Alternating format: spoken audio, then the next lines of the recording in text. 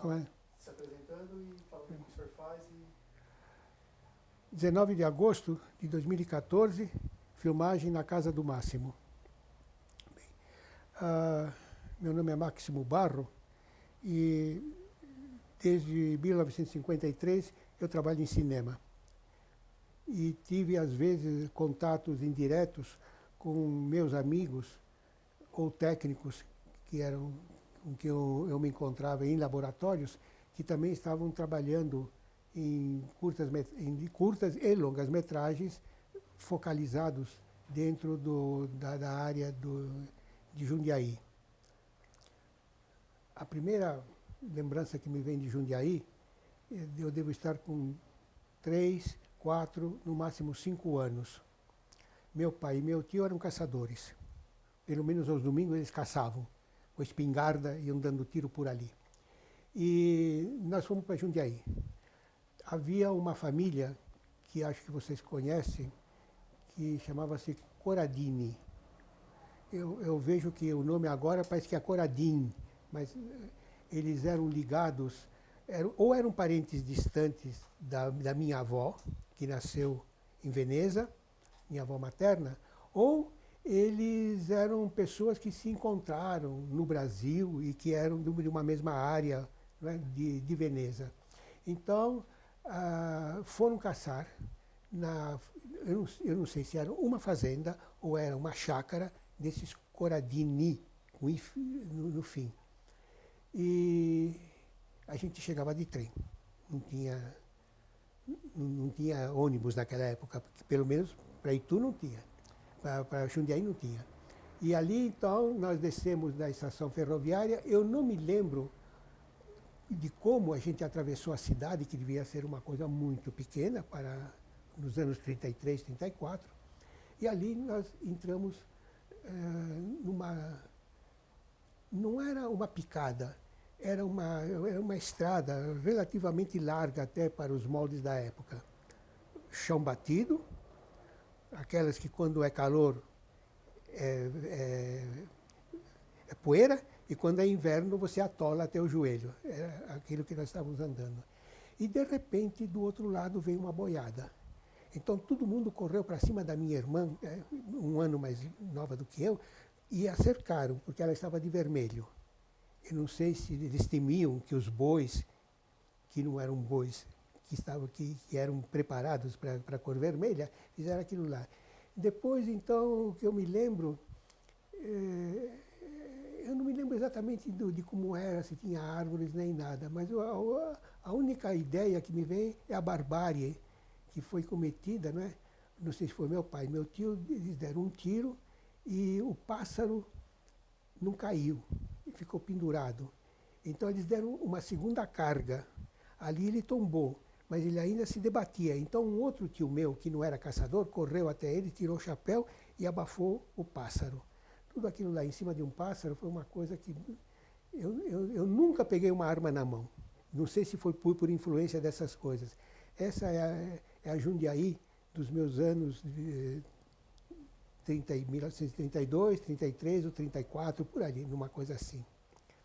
Bem, eu tive amigos que trabalharam em Jundiaí, em produções, e acabaram fazendo até a vida em comum, né, casando ou estabelecendo-se em Jundiaí. Por que Jundiaí? Em 1953 tem a grande crise do cinema industrial. 2 anos e meio depois do nascimento da Vera Cruz, da Multifilmes, da Maristela, os 3 estúdios que se preparavam para fazer uma indústria de cinema, não é? E não mais um cinema anual, como acontecia no cinema carioca. Ele entra em crise e os estúdios fecham. Em 1953, quando nós fizemos o 3º Congresso de Cinema, nenhum dos 3 estúdios já estava funcionando. Esses estúdios, então, passaram a ser locadores.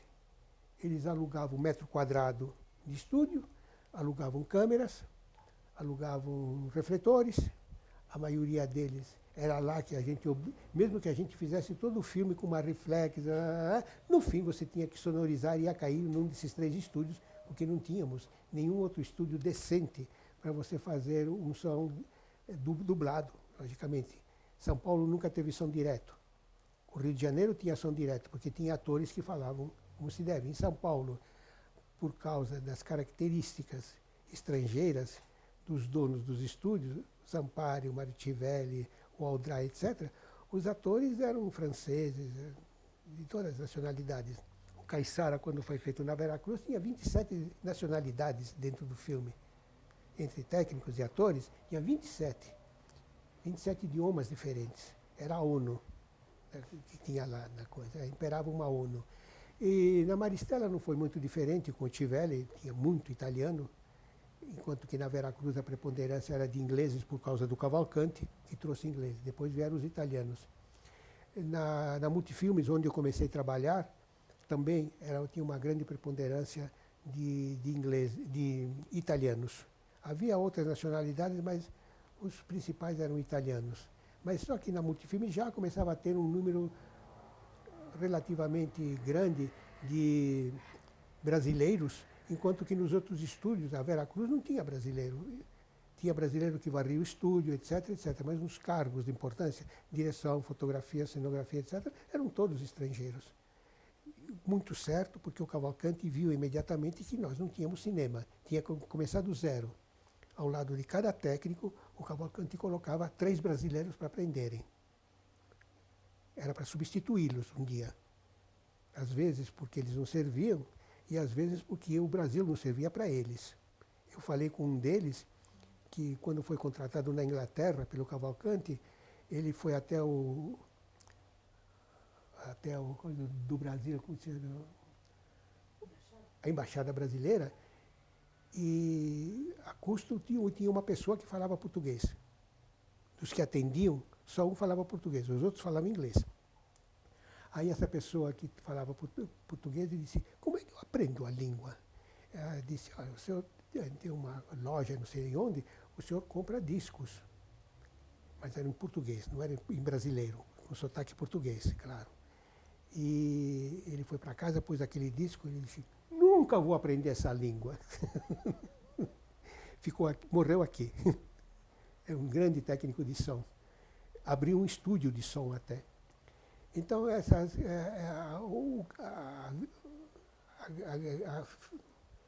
a verticalidade, né, que existe entre acaba tudo, quase que do mesmo jeito como começou, de um salto, num segundo salto, acaba tudo isso, os estúdios para a sobrevivência vão começar a sublocar, ou no máximo eles se arriscam a serem coprodutores. Mas eles não colocam dinheiro, eles colocam os meios, né? Quando eles veem que o argumento vale a pena, que as pessoas que vão trabalhar valem a pena, então eles fazem isso. Isso vai dar oportunidade aos brasileiros. Porque agora, aqueles que eram assistentes, no dia seguinte podiam ser diretores, desde que arrumassem meios. O governo do Estado começou a ajudar, porque o governo não tinha nenhum interesse em colocar mais uma crise econômica dentro do Estado de São Paulo. Então, ele dava uma ajuda, ele dava uma cifra para você fazer o filme, que não dava para você completar, mas inicialmente dava para você fazer uma grande parte do filme. E com isso, então, os assistentes brasileiros, que só iriam estrear depois de 1980, se o estúdio continuasse daquele jeito, eles estreavam em 1950 e pouco. Então, Agostinho Martins Pereira vai fazer filmes, o Galileu Garcia vai fazer filmes, o Carlos Coimbra, que vinha do rádio, vai fazer filmes, e por aí afora. O interior do estado de São Paulo era bastante aceitável para a gente chegar lá e falar com uma fábrica, falar com um grande agricultor. Eu, no último dos casos, chegar na praça principal e falar com os donos de lojas. Se eu filmar lá na frente da sua loja, se eu fizer isso daqui, etc., lá, o senhor coloca tanto. E com isso, muita gente acabou entrando para o cinema brasileiro como coprodutor de cinema brasileiro, quando não foram fraudados. Eu tive pessoas, me contaram, que eles iam para lá com a câmera, sem o negativo dentro, fingiam que estavam filmando e depois desapareciam, levavam o dinheiro. Isso já acontecia desde a década 20, quando existia o cinema também precário dessas formas, né? Pessoas que pegavam, iam para o interior, filmando fazendas, filmando coisas que podiam, filmando prefeituras, etc. E os outros que nunca filmavam com negativo dentro. O próximo que aparecia lá apanhava. Sim, apanhava no sentido exato da palavra. Não tem nada de melífluo no meio disso tudo. Apanhava simplesmente porque imaginavam que ele também tinha essas coisas. Então, o Estado de São Paulo, eu tenho um livro que chama-se... Como é que chama-se o livro? Não é Haveres. Problemas e não problemas. Problemas e não problemas do cinema paulista. E ali eu tenho um capítulo inteiro dedicado exatamente ao interior. Todas as cidades que receberam cinema, né? Campinas, muito cinema.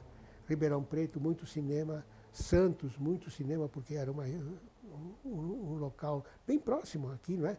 A gente ia até de ônibus, nem precisava tomar um carro. Dava para filmar lá e voltar em São Paulo para dormir, em vez de dormir lá, até isso era possível. Mas, como ficava sempre um hotel que ia ser filmado, etc., etc., todos dormiam lá, comiam lá, graciosamente em troca da propaganda que ele ia ter, né? Então, muito cinema se fez também em Santos. E tem uma cidade do interior do estado de São Paulo que fez um filme porque o prefeito era maçom. Até sobre esse aspecto. Como o produtor era maçom, foi quem me ensinou a montagem, era um espanhol, ele foi lá e obteve tudo o que ele precisava. Ele fez um cowboy, um faroeste nesse local. Não era Matão, era próximo a Matão, e essas coisas. Então, com isso, Jundiaí, que tinha apenas 16 mil pessoas, né? Os habitantes eram 16 mil na época, mas tinha 4 cinemas, tinha algo de interessante. Era muito cinema para um público de 16 mil. Note que nesses 16 mil era distribuído, porque Jundiaí ainda era um local muito mais de fazendas, né? Era muito mais agrícola, acho que isso abre bem o campo, era muito mais agrícola do que fabril. E fazer cinema numa área fabril é antieconômico para o cinema, porque você tem que ir de local em local, e não eles que vão dentro do cinema. O cinema é que vai dentro da fazenda, vai dentro da outra casa, e fica coisas muito difíceis economicamente de serem resolvidas. Apenas o cinema dinamarquês foi importante de 1908 a 1915 ou 16, com uma população de 3 milhões de habitantes no país inteiro, dos quais apenas 1 milhão vivia na capital. Então, não dava para... Era um cinema que vivia do estrangeiro. Eles faziam as coisas, os beijos do cinema dinamarquês, causava frição até na França, que já fazia seus beijos bastante quentes. Estripamento de animais. Eles caçavam um determinado animal, estripavam e bebiam o sangue, porque eles precisam. É um país frio. Isso, no resto do mundo, era a pior barbárie, e é mesmo, né? Então, esses filmes eram muito bem quistos. Foram os primeiros que tiveram a coragem de colocar a prostituta no cinema, o circo, o avião, a moto. Tudo isso a gente deve ao cinema dinamarquês, ao desconhecido cinema dinamarquês mudo, bem entendido. E aqui as coisas, muitos anos depois, muitas décadas depois, né, vai ter algumas coisas muito paralelas. Jundiaí teve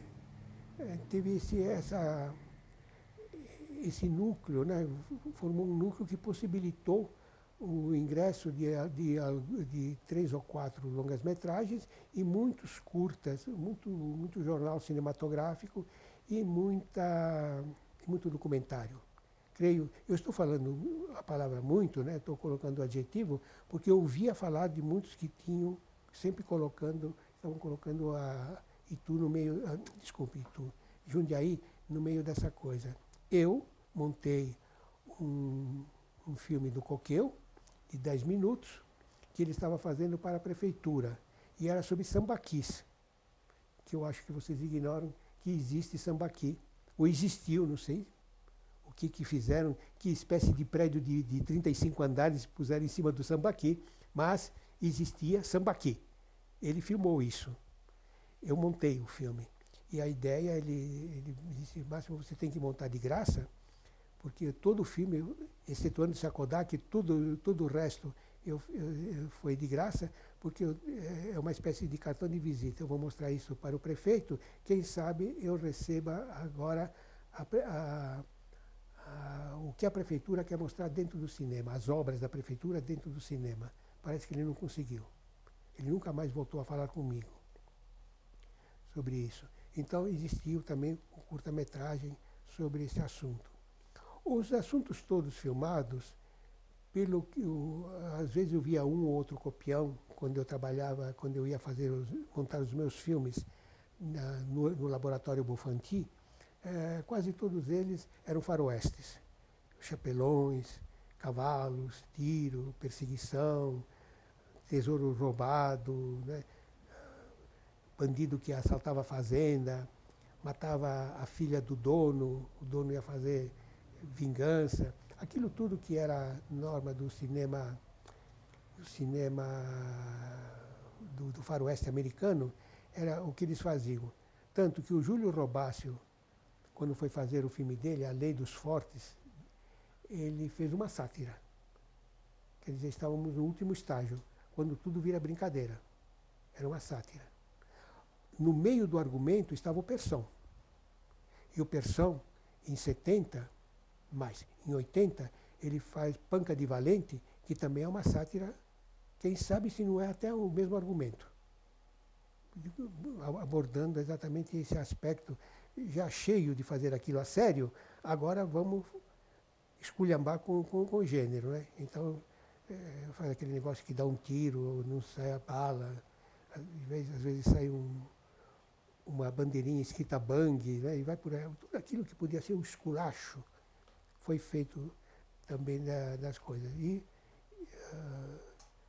Jundiaí teve a sua participação dentro desses negócios. Esse Júlio Robácio, por exemplo, era um domingueiro.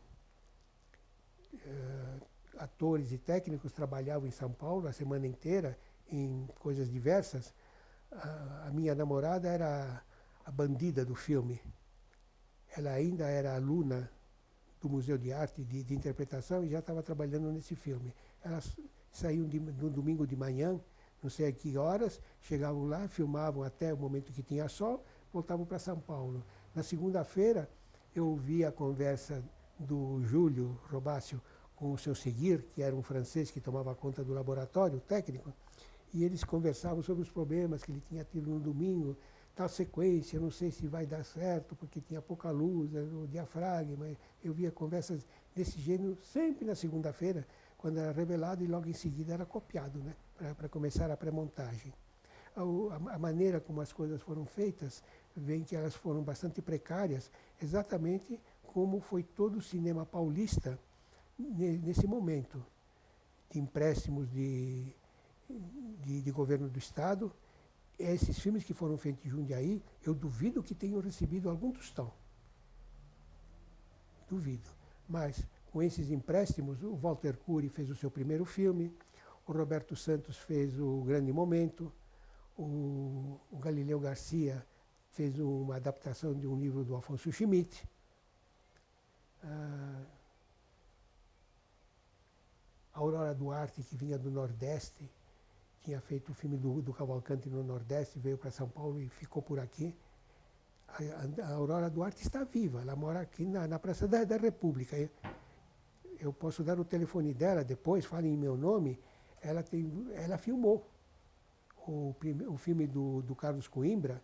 Ela é atriz do filme. Ela me falou muitas coisas. Eles iam para a filmagem numa carroça, porque não tinha automóvel, não tinha caminhão. Então eles colocavam tudo numa carroça, não sei se era puxado por cavalo ou por boi, e eles iam até a área de filmagem. Eu levei o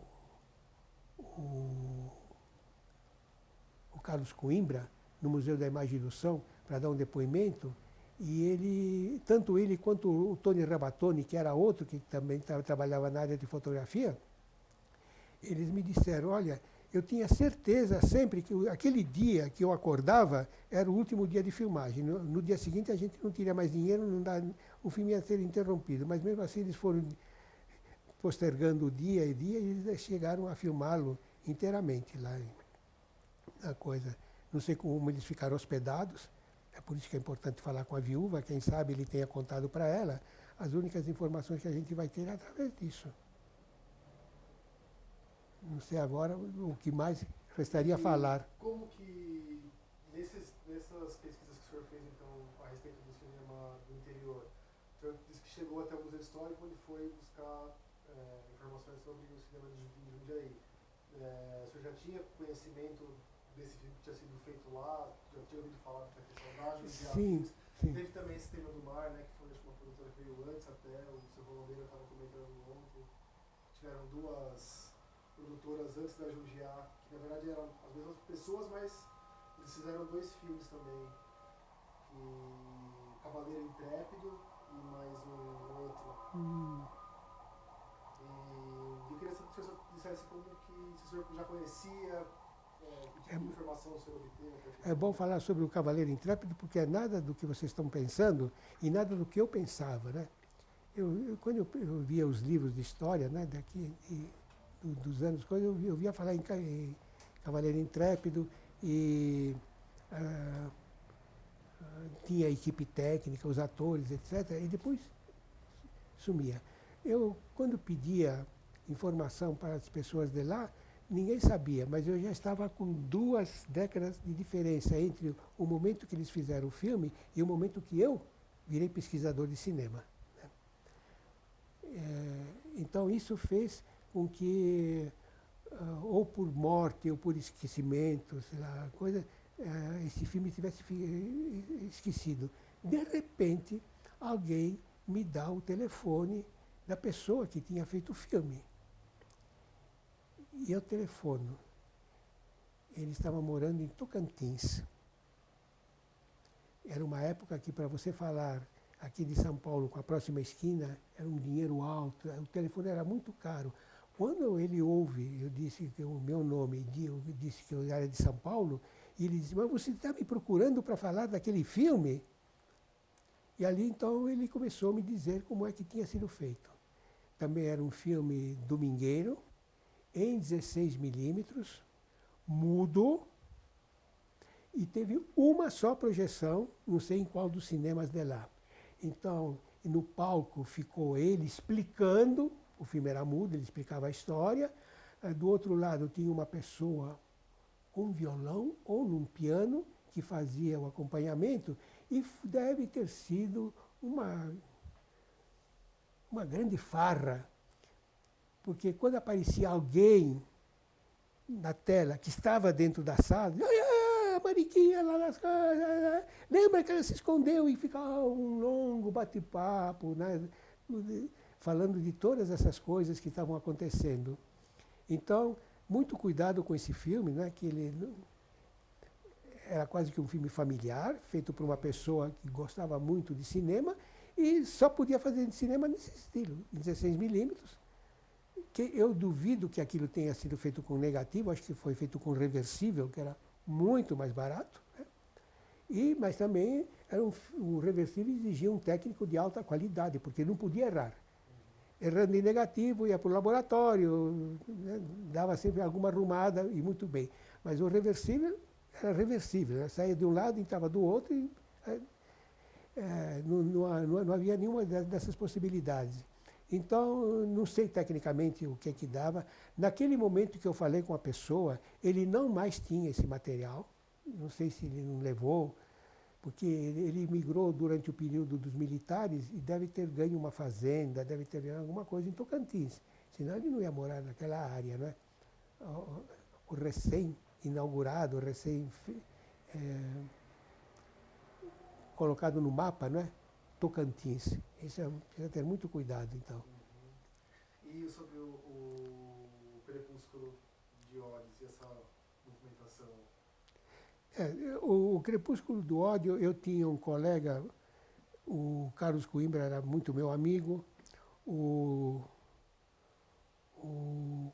Coqueu distanciou-se bastante, porque ele morava mais lá do que aqui, mas o Tony Rabatoni, que era outro, que estava na área de fotografia, ele morava aqui, ele também me falou do filme, mas mais do que todos, quem me falou foi o José Júlio, que era um dos argumentistas do filme, né? E também ele faz o ponta, eu sei que ele está dentro do filme também. O Rabatoni também fotografou?